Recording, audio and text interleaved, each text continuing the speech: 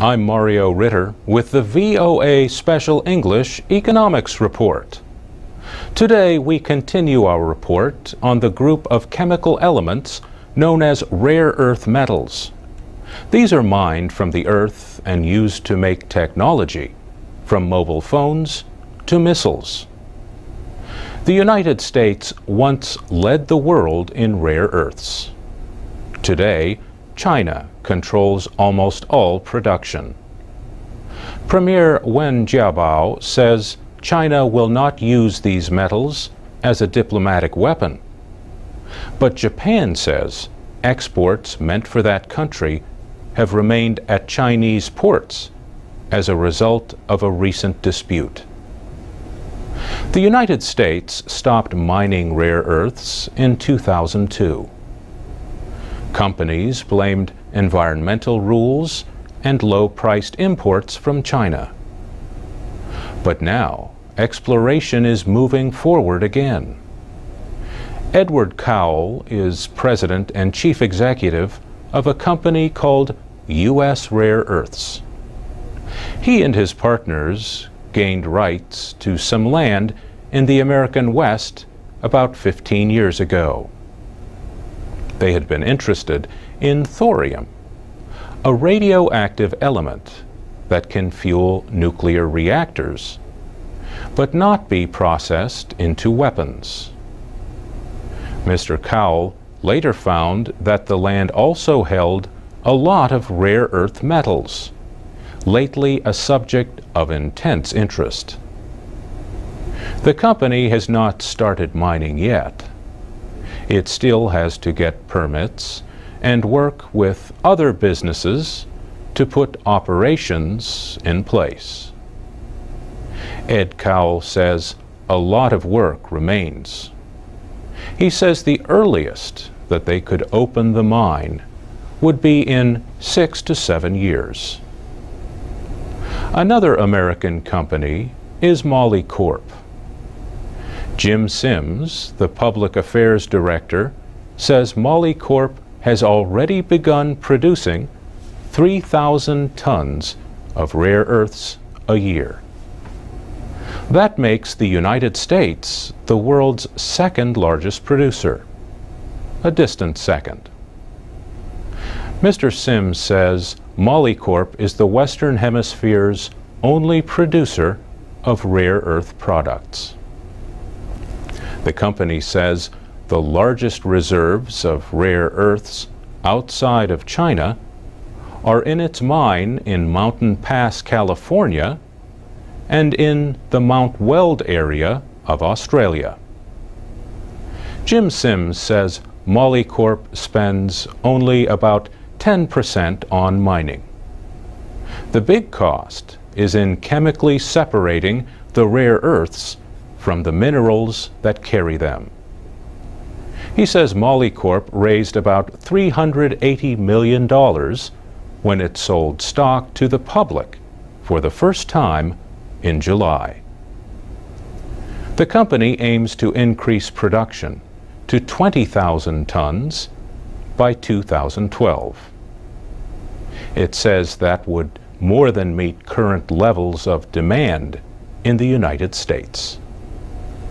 For VOA Special English, I'm Mario Ritter. This is the VOA Special English Economics Report. The United States Postal Service has a history as long as the nation's.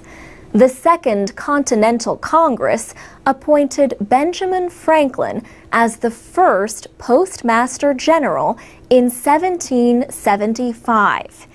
In September, the current Postmaster General, Patrick Donahue, brought an urgent message to a Senate committee. He told the Committee on Homeland Security and Governmental Affairs that the post office could need more money by the end of the month.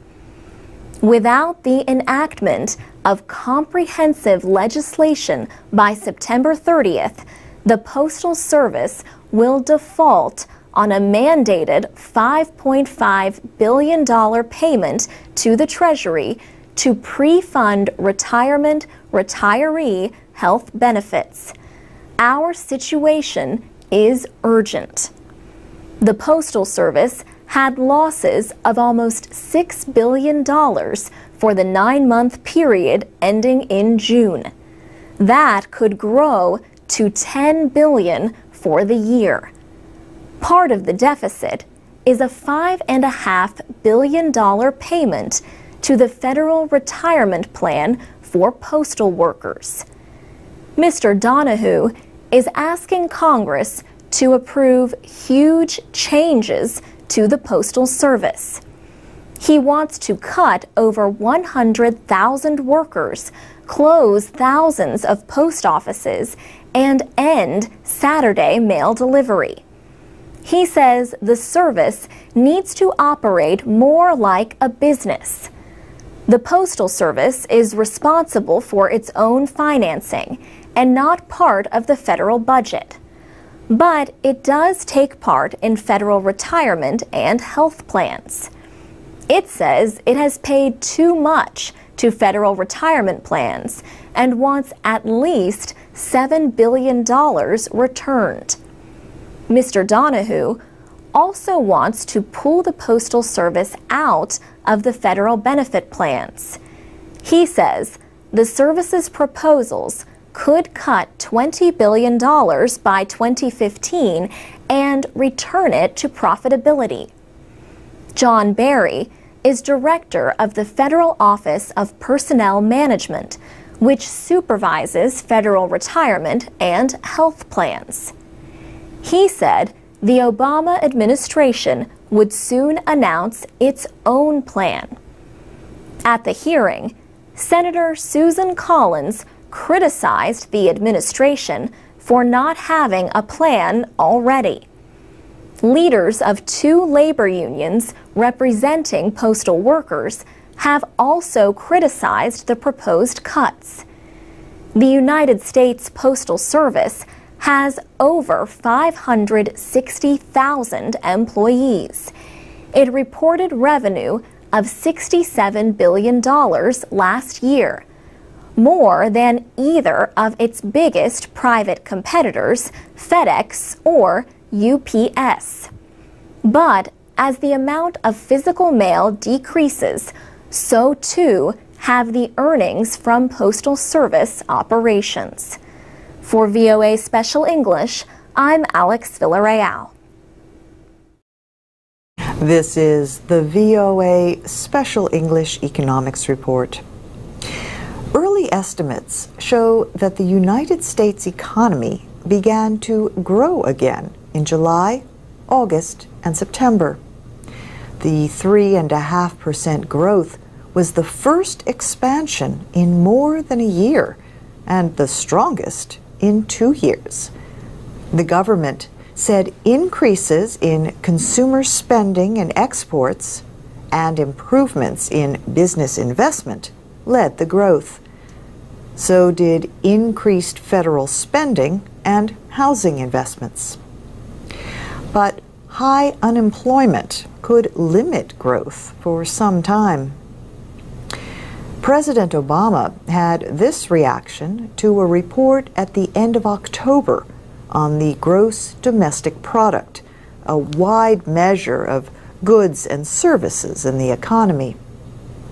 Mr. Obama said, "This is obviously welcome news and an affirmation that this recession is abating, and the steps we've taken have made a difference. But I also know that we've got a long way to go to fully restore our economy and recover from what's been the longest and deepest downturn since the Great Depression." That downturn was partly caused by bankers and others taking irresponsible risks to earn huge payments.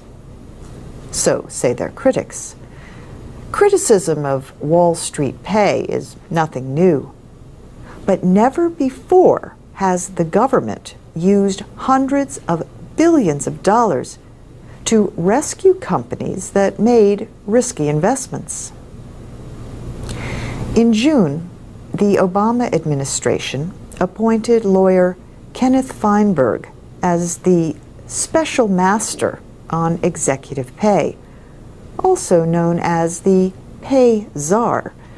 Congress gave him power over compensation of the 25 highest paid employees at 7 companies most indebted to taxpayers.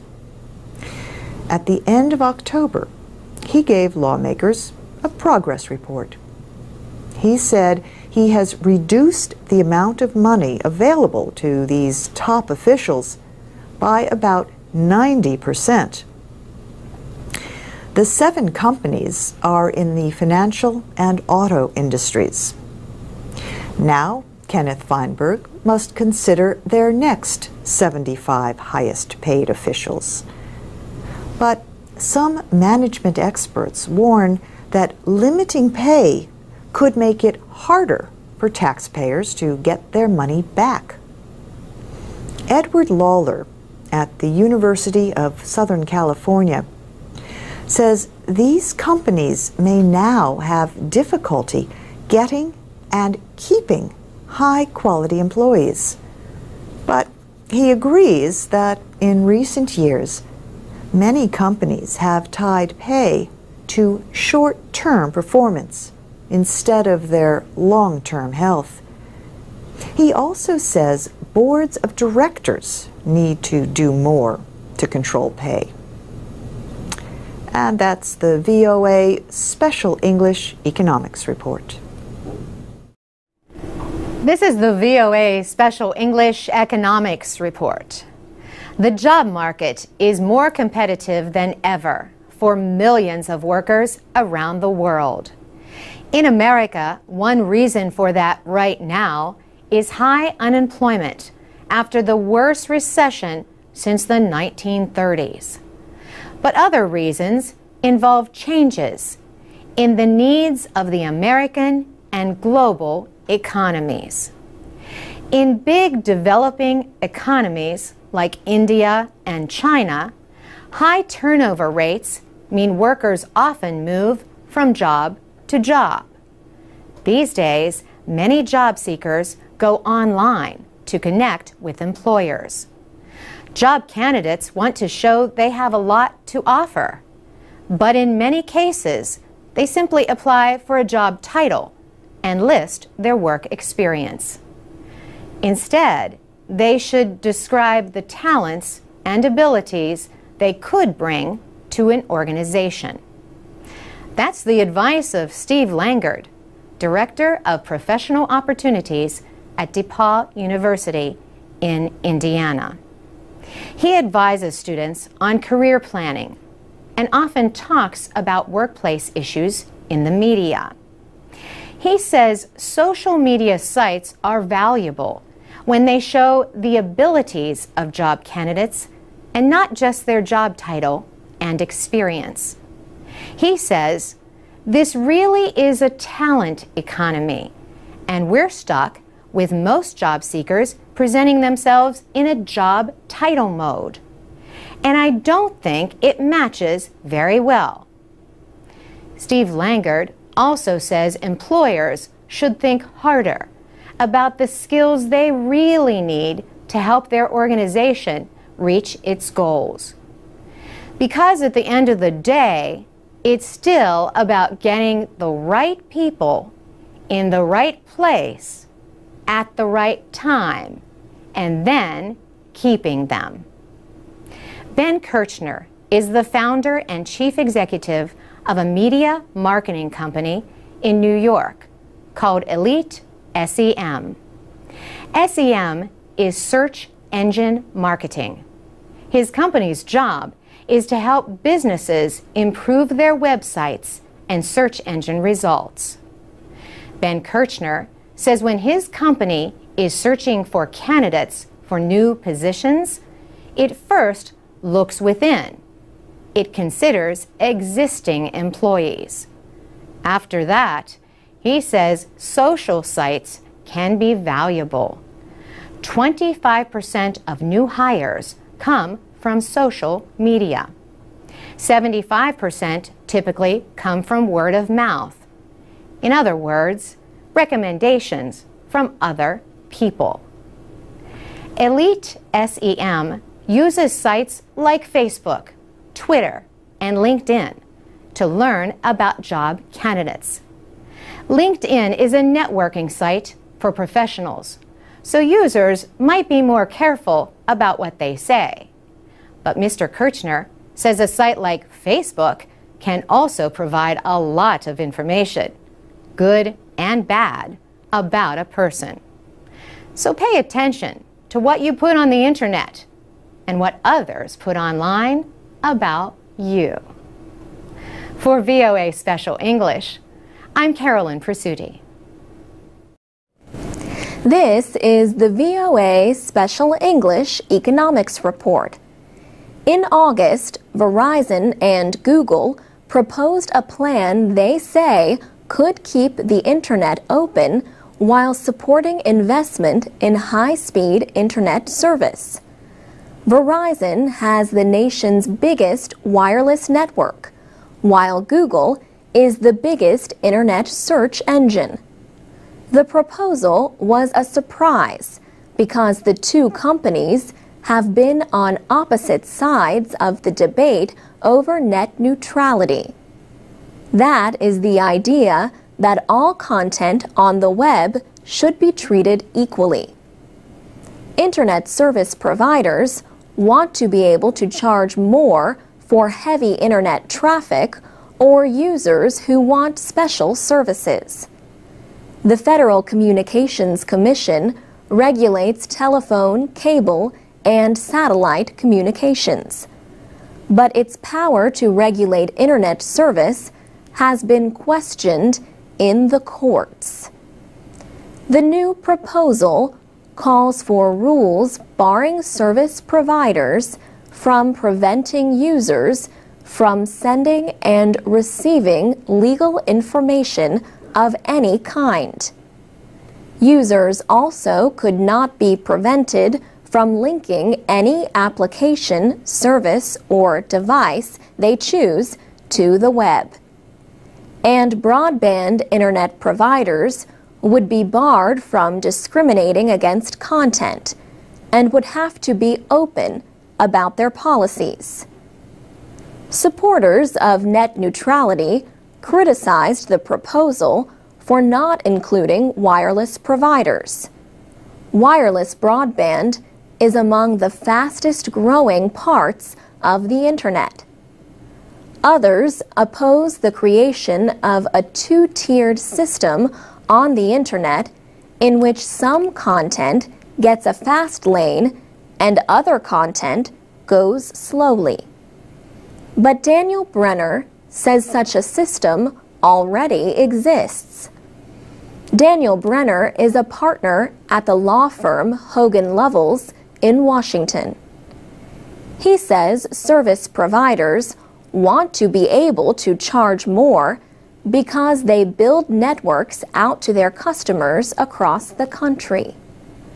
Such companies are the so-called last-mile providers. But the internet is really a network of networks which exchange traffic all the time and compete with each other. And not all networks reach the last mile to a customer's door. Paul Karopas of Global Crossing says his company wants to make sure agreements between service providers are honored on all networks. That way, a service promised by Global Crossing on its fiber optic network will be extended all the way to a customer's door, even if another company carries the service that last mile. The Verizon-Google proposal offers suggestions for a debate that is not likely to end soon. Daniel Brenner says the FCC needs clearer guidelines from Congress. And that's the VOA Special English Economics Report. This is the VOA Special English Economics Report. Laws in the United States and other countries treat a corporation like a person. We talked last week about how this idea developed a long time ago. In the United States, the Constitution protects freedom of speech. The Supreme Court has recognized that this is also true for corporations.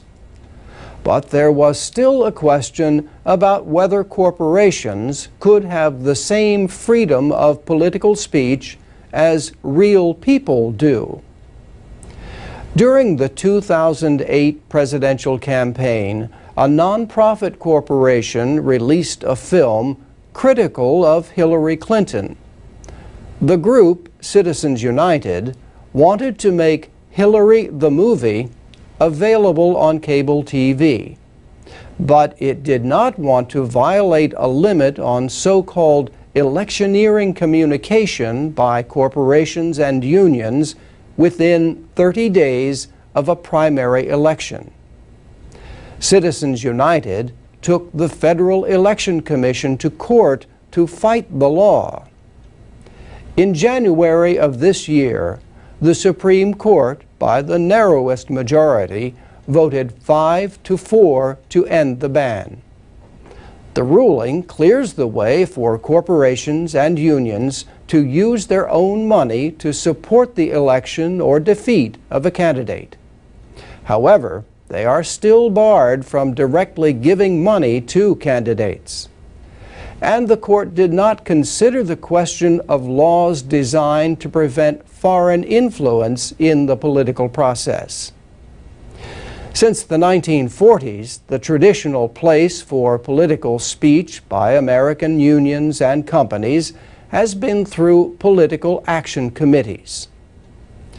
William Van Alstyne is a professor at the William and Mary Law School in Virginia. He says, if the shareholder felt it to their interest, if they wanted to contribute to a political action committee representing the business interest of the company, then they would contribute to the political action committee. Same thing on the labor side.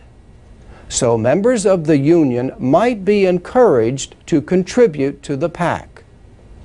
The PAC would then determine how best to use the money, politically speaking, in campaigns for and against candidates, ballot issues, and all the rest.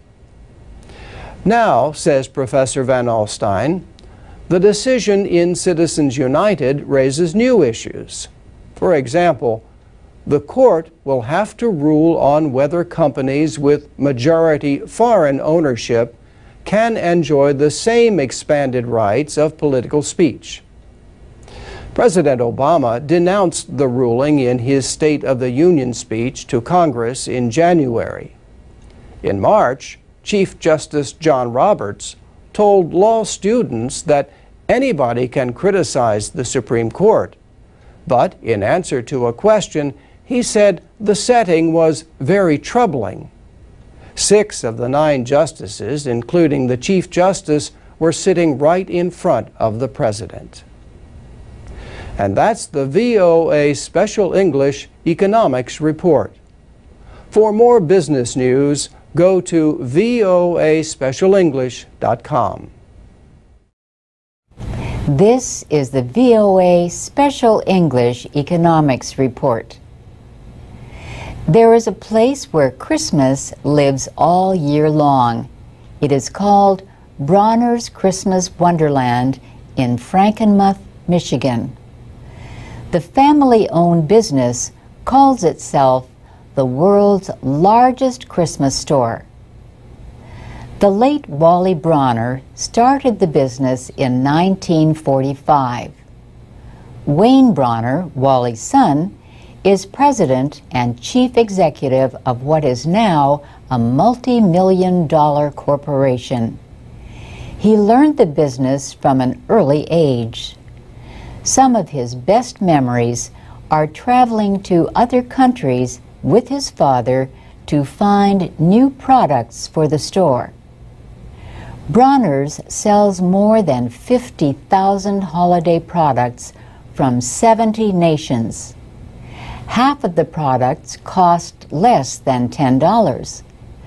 Wayne Bronner says demand for small objects to hang on Christmas trees has expanded over the years.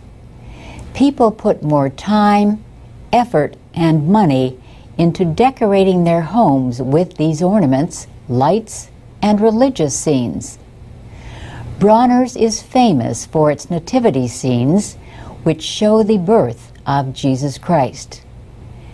Michigan has the nation's highest unemployment rate. Bronner's has been affected by the recession too, but not in reduced sales, Wayne Bronner says.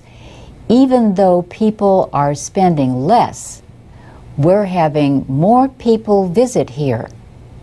And as a result, we've actually had a sales increase.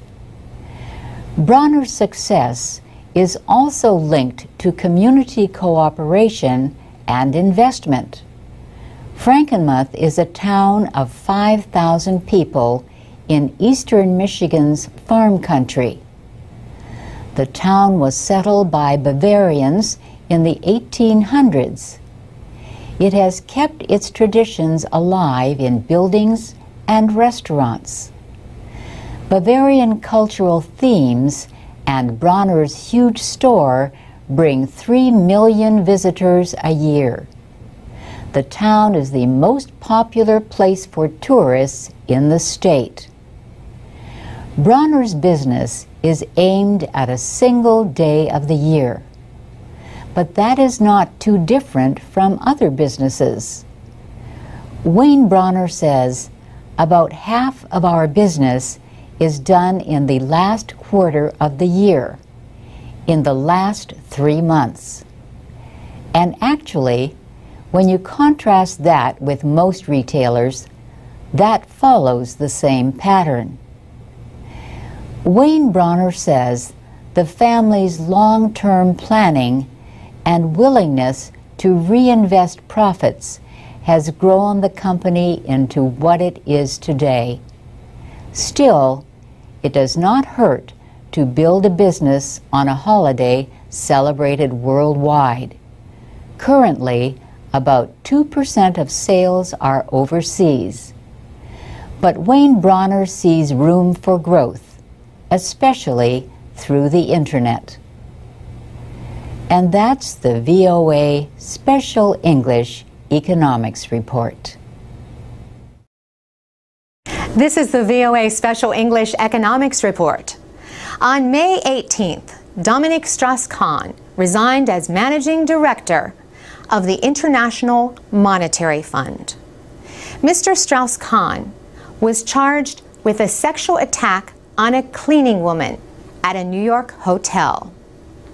He said in a resignation letter that he denies the charges with the greatest possible firmness.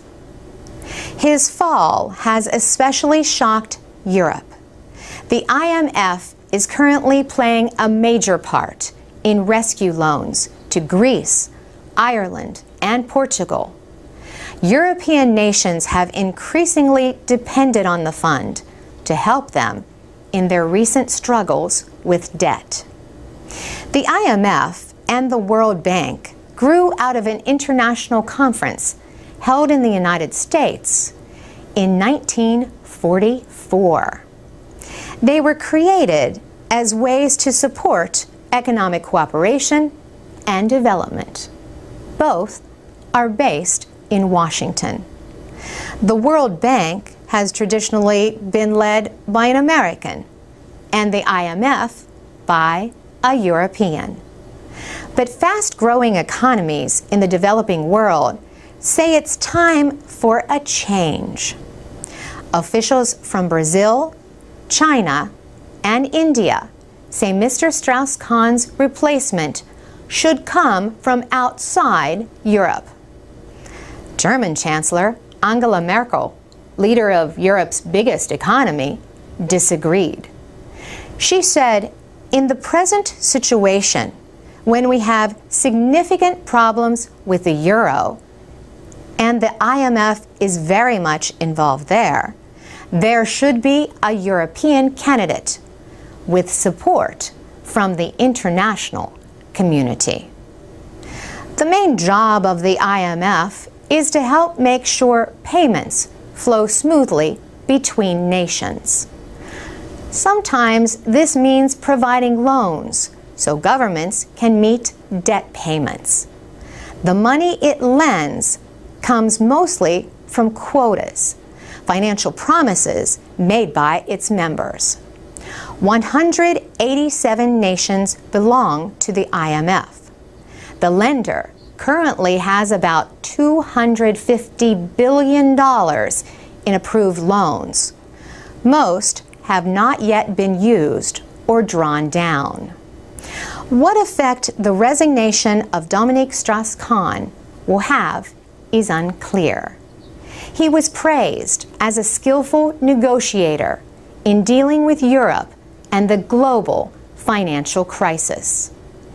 But Stephanie Ricard at the London School of Economics says IMF staff members do the actual negotiation of loan conditions.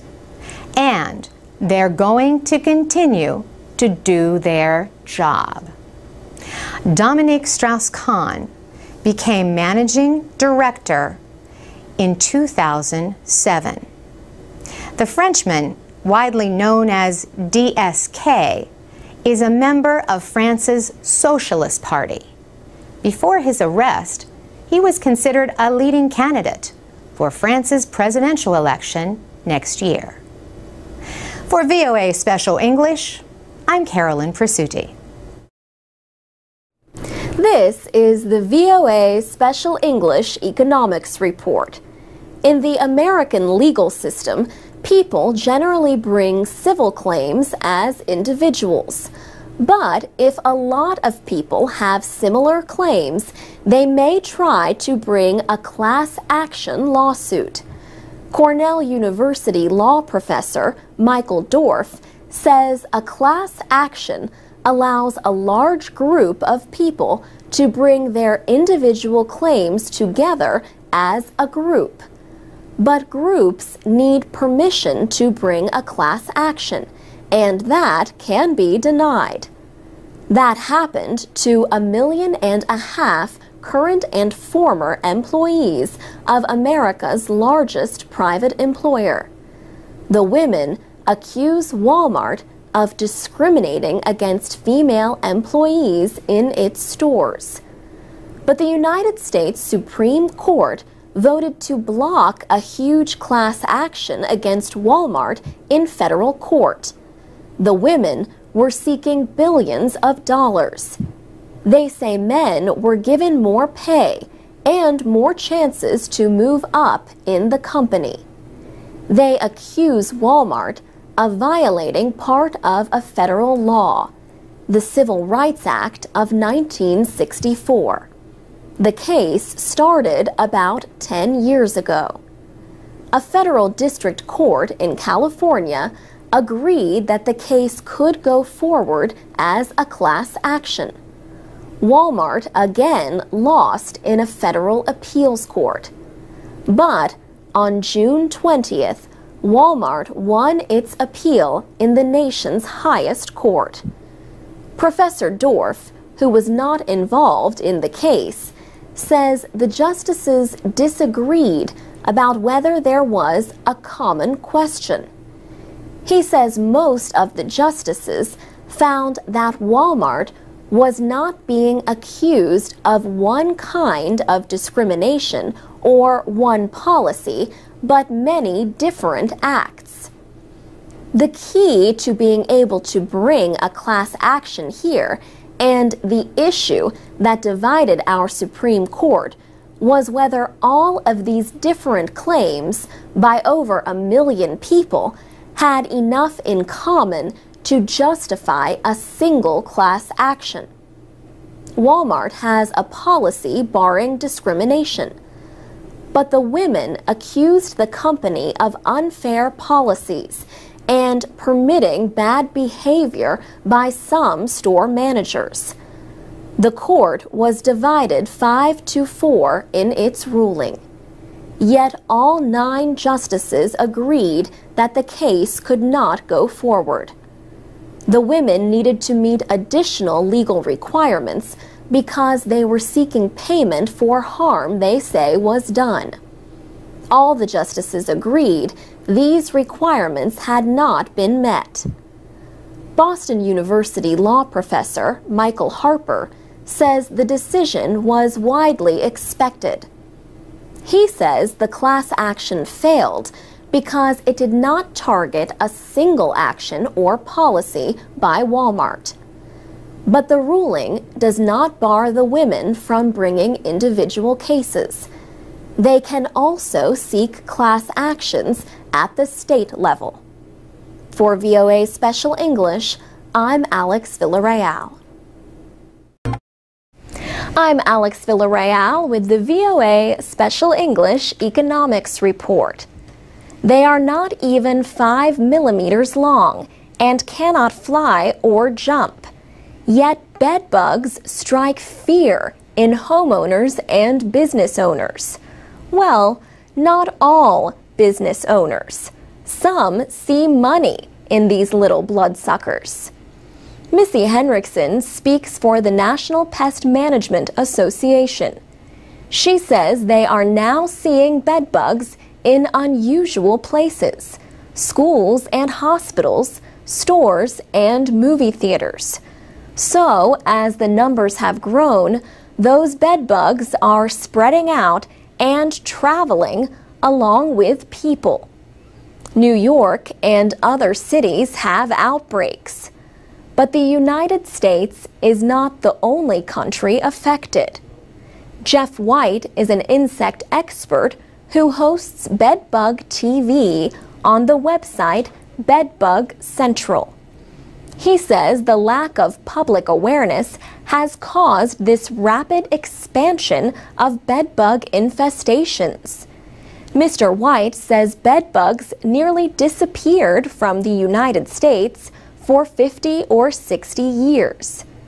Now, researchers are looking for faster, safer ways to control them without the kinds of poisons used in the past. The name is misleading. Bedbugs do not just live in beds. Mr. White says they can survive for a year without food, that is, blood. In September, an industry event called Bedbug University's North American Summit 2010 took place near Chicago, Illinois.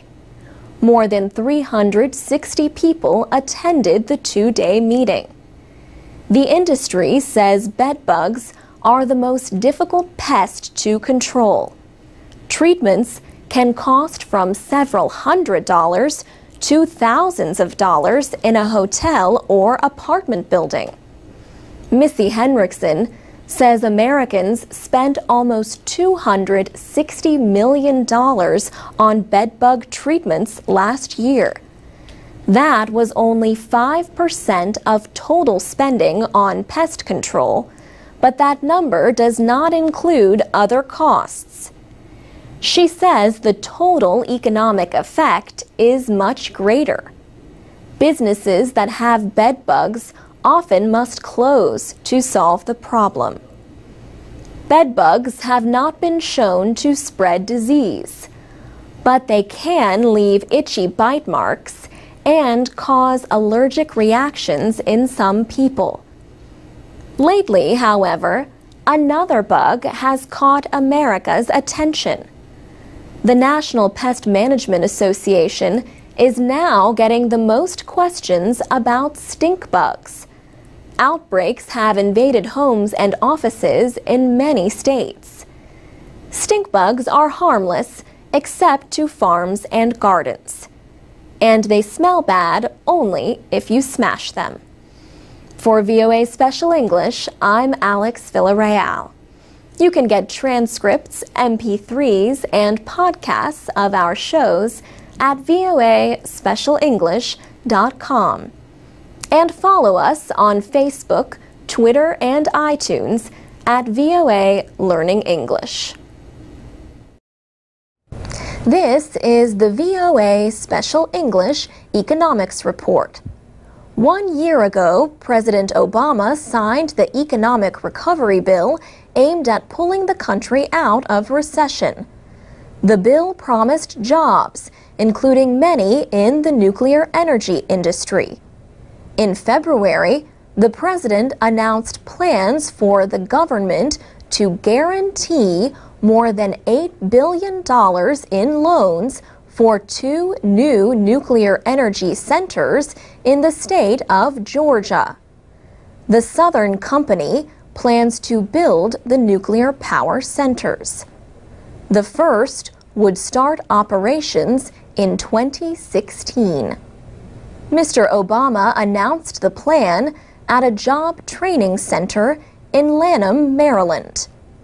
The message was that nuclear energy projects will create jobs.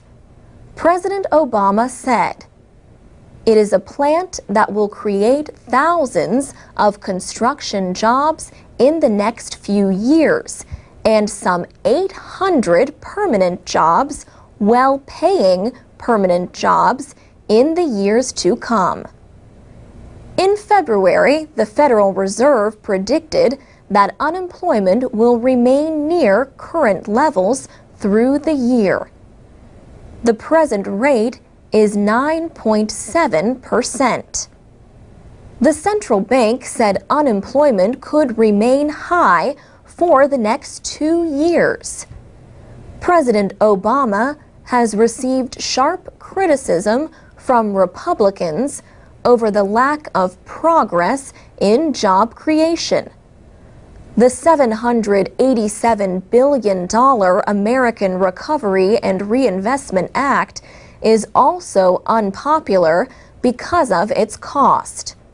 Critics said the money is being spent too slowly, with less than 60% being spent so far. But the administration said the measure has saved or created 2 million jobs.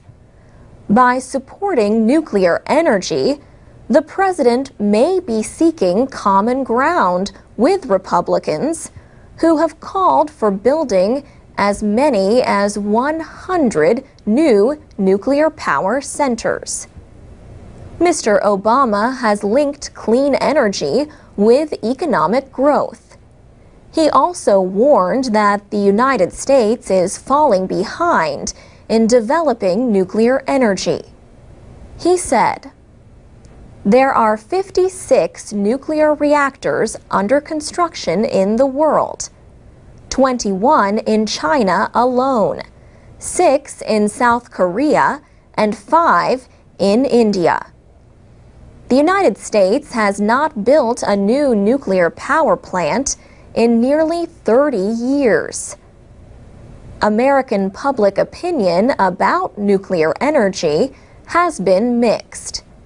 In recent years, public opinion studies show more than half of Americans approve of nuclear energy. About 1/5 of the nation's electricity is generated by nuclear power. And that's the VOA Special English Economics Report. This is the VOA Special English Economics Report. Today, we share some ideas for job hunters about presenting yourself online. Ben Kirshner is chief executive of a New York company he started in 2004. Elite SEM, or search engine marketing, has about 25 employees. Many companies use headhunters, recruiting services that find workers for high-paying positions. But Mr. Kirshner says that would cost him probably $10,000 to $15,000 $15,000 to find a $150,000 a year employee. He saves money by advertising jobs online and using social media. Sometimes finding the right person this way can take time. But recently, Mr. Kirshner posted a job on the advertising site Craigslist. He says he had 150 good candidates within 4 hours. He says his company does not use sites that offer to search the web for information about job candidates. His company does that itself.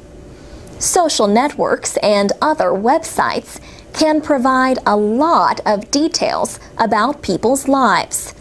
As Ben Kirshner points out, that may even include personal information that employment laws prevent employers from asking.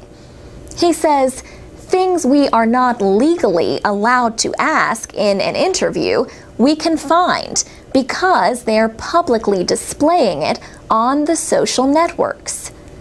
Leslie Stevenson directs the Career Development Center at the University of Richmond in Virginia.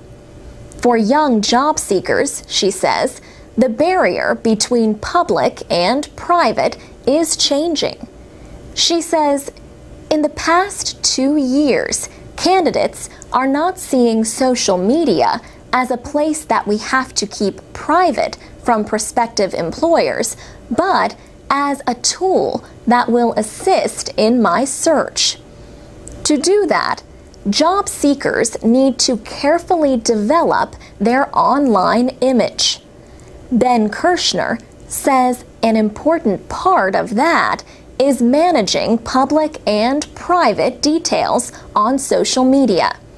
He says you are your brand, so everything you do online reflects who you are personally and professionally. He thinks a willingness to share experiences and skills will lead to a more open workplace. Even the kinds of links you share with other people on Facebook or other sites are part of your image. Image is one thing, but you also need skills. And career specialist Leslie Stevenson says that includes the soft skills that help communicate in the workplace and with potential clients. For VOA Special English, I'm Alex Villarreal. You can find last week's report about finding a job online at voaspecialenglish.com. This is the VOA Special English Economics Report. Factory labor built China into the world's third largest economy after the United States and Japan. Now something else is building: labor tensions. China bars labor unions independent of the Communist Party. But George Haley at the University of New Haven in Connecticut says labor unrest is common and is not new. There has been a large amount of action among workers for higher pay. Disputes are especially common in the Pearl River manufacturing area in southeastern China. Companies there have resisted raising wages. For years, millions of Chinese from inland provinces have flooded into eastern industrial centers. But young workers are increasingly dissatisfied with the pay and working conditions. Inflation hurts too. China's export-driven economy has been recovering from the worldwide downturn. The growth rate in the first 3 months of this year was nearly 12%. But China could raise interest rates to control growth and inflation. Prices rose in May at the highest rate in a year and a half.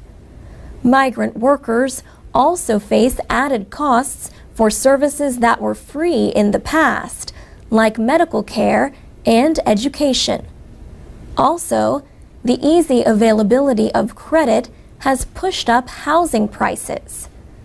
The government does not report on migrant unemployment, but media reports say an estimated 20 million migrant workers returned home last year after losing their jobs.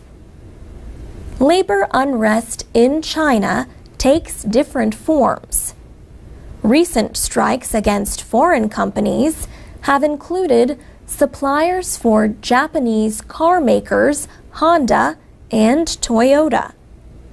In Shenzhen, at least 10 employees at factories owned by Taiwan's Foxconn have killed themselves since January. They complained of long hours and low pay.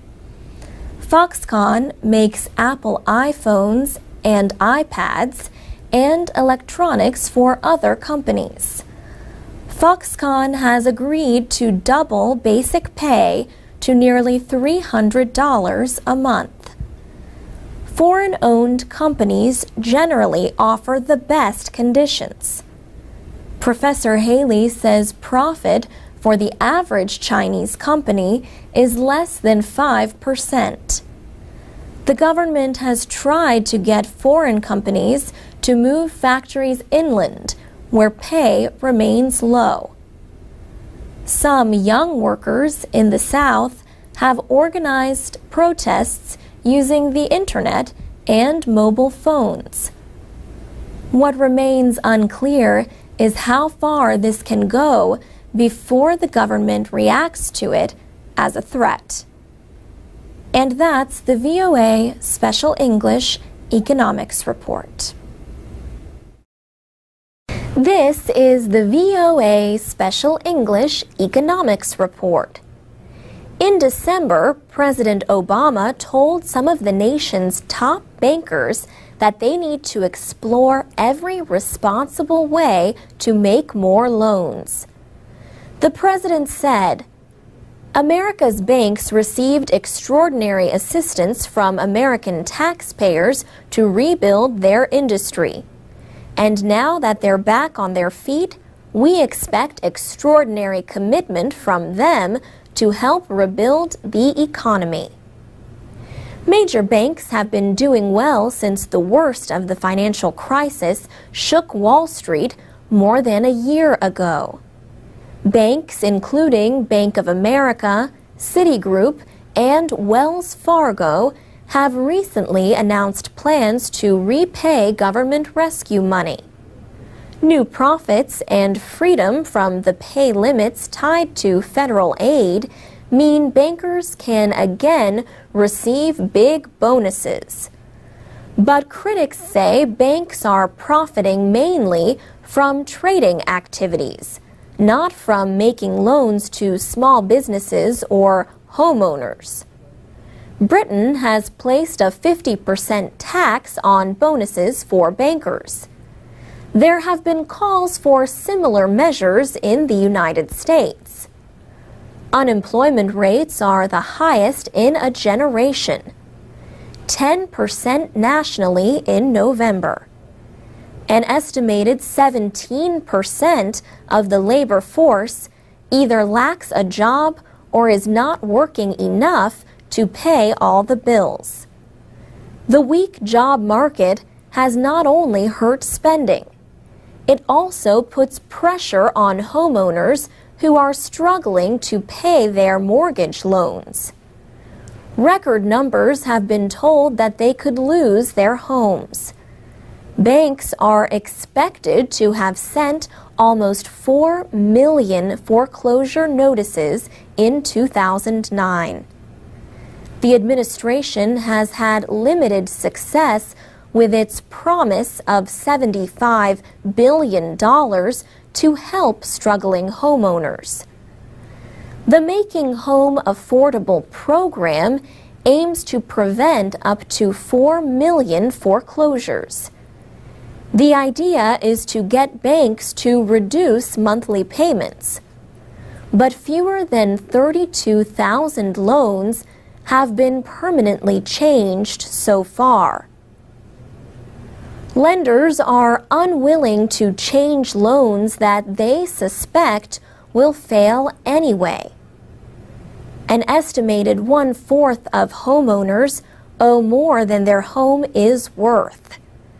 That situation increases the risk that a loan will not be repaid.